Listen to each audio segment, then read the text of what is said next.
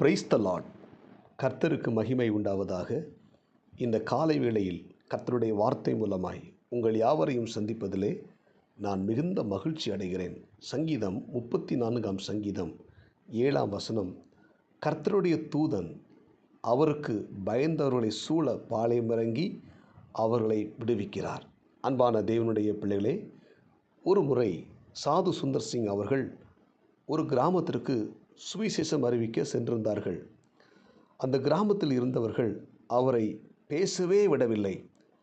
அதனால் சாது மௌனமாக அவர்களுக்காக ஜெபித்துவிட்டு அந்த கிராமத்தை விட்டு வெளியேறினார்.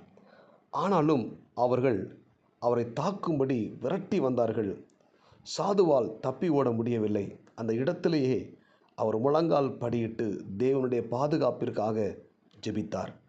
அப்பொழுது அவரை நெருங்கி வந்தவர்கள் திடீரென்று நின்று விட்டார்கள். ஒருவரை ஒருவர் ஆச்சரியமாக பார்த்துவிட்டு திரும்பி ஓடிவிட்டார்கள். மறுநாள் காலையில் அவர்கள் சாது இருக்கும் இடத்தை தேடி வருவதை சாது கண்டார். ஆனால் அவர்கள் தாக்கவில்லை. மாறாக அவரை வணங்கி பணிந்து கொண்டார்கள். அவர்கள், ஐயா, நேற்று உங்களை தாக்க வந்தபோது உங்களை சுற்றிலும் வெள்ளையான ஆடை தரித்தவர்கள் அநேகர் கையில் நீண்ட வாளோடு நின்று கொண்டிருந்தார்கள். அதனால்தான் நாங்கள் பயந்து திரும்பி போய்விட்டோம் என்று படபடப்போடு கூறினார்கள். அப்போது சாது வேதத்தை திறந்து இந்த சங்கீதம் 34 எடுத்து அவர்கள் காண்பித்தார். கர்த்தருடைய தூதன் அவருக்கு பயந்தவர்களை சூழ பாளையமிறங்கி அவர்களை விடுவிக்கிறார் என்ற வசனத்தை வாசித்து அவர்களுக்கு காட்டினார். தேவன் தமது ஊழியக்காரரை எப்படி பாதுகாப்பார் என்பதை எடுத்து கூறினதும் அவருடைய இருதயம் சுவிசேஷத்தை ஏற்றுக்கொண்டது. மீண்டும் தங்கள் கிராமத்துக்கு வந்து சுவிசேஷத்தை அறிவிக்கும்படி அவரை வேண்டிக் கொண்டார்கள். அன்பான தேவனுடைய பிள்ளைகளே, கர்த்தருக்கு பயந்த முழங்கால் படியிட்டு செபிக்கிற தேவனுடைய பிள்ளைகளை சுற்றிலும் தேவன் தம்முடைய தூதர்களை அனுப்பி நம்மை பாதுகாத்து கொள்வார்.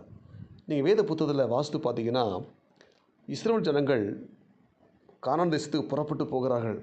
ஒரு திரள் கூட்ட ஜனங்கள் புறப்பட்டு போகும்போது இந்த ஜனங்களை சபித்து இந்த ஜனங்களை அழிக்க வேண்டும் என்று சொல்லி பாலாக் என்கிற ஒரு ராஜா எழும்புகிறான். அவன் ஒரு தந்திரமான திட்டத்தை கொண்டு வருகிறான். கர்த்தருடைய ஊழியக்காரனை கொண்டு இந்த ஜனங்களை சபித்து விட்டால், அந்த ஊழியக்காரன் சபித்தால் ஜனங்கள் சபிக்கப்பட்டு போய்விடுவார்கள், நாம் அந்த ஜனங்களை ஈஸியாக முறியெடுத்து விடலாம் என்று சொல்லி இந்த பாலாக் பிலேயாம் என்கிற தீர்க்கதரிசியை அழைத்து அவனுக்கு பணம் கொடுத்து தேவ ஜனங்களை சபிப்பதற்காக அழைக்கிறான்.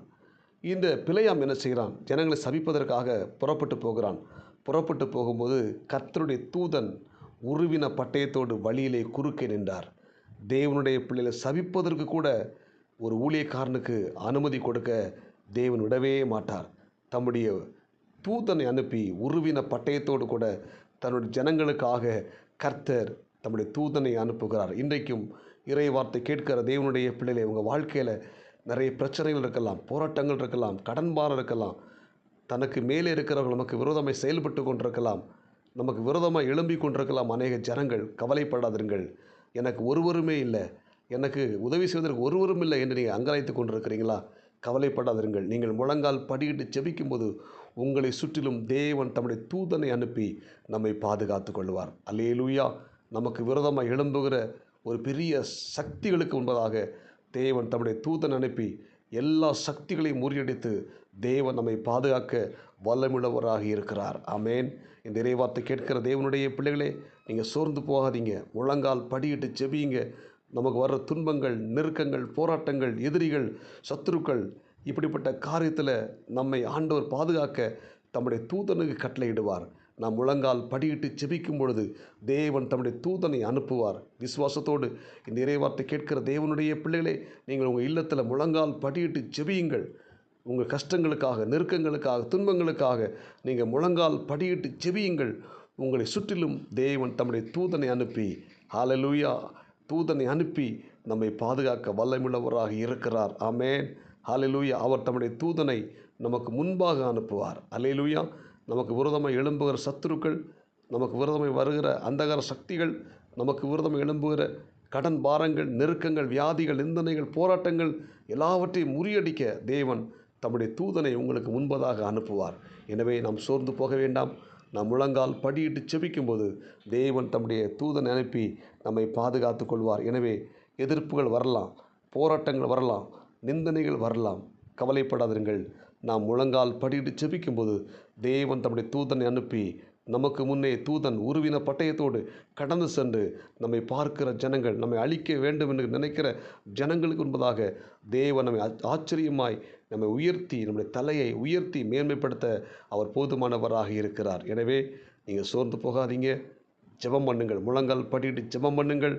தேவன் தம்முடைய தூதன் அனுப்பி நம்மை பாதுகாத்து கொள்வார். ஜெபிப்போமா? பரலோக தேவனே, இந்த இறைவார்த்தை கேட்ட ஒவ்வொரு தேவனுடைய பிள்ளைகளுக்காக நான் ஜெபிக்கிறேன். ஒவ்வொரு தேவனுடைய பிள்ளைகள் ஜெபிக்கும்போது தேவன் தம்முடைய தூதனை அனுப்பி பாதுகாக்கிறார் என்ற வார்த்தையை நாங்கள் கேட்டிருக்கிறோம். இந்த இறைவார்த்தை கேட்ட எல்லா தேவனுடைய பிள்ளைகளுக்கு கர்த்தர் ஆசீர்வதிங்க. இந்த நாளுக்குரிய கிருபை கொடுங்க. இயேசுவின் நாமத்தில் ஜெபிக்கிறோம் நல்ல பிதாவே, ஆமேன். God bless you. உங்கள் யாவரையும் கர்த்தர் ஆசீர்வதிப்பாராக. இந்த நாள் உங்களுக்கு இனிமையாய் அமையட்டும். ஆமேன்.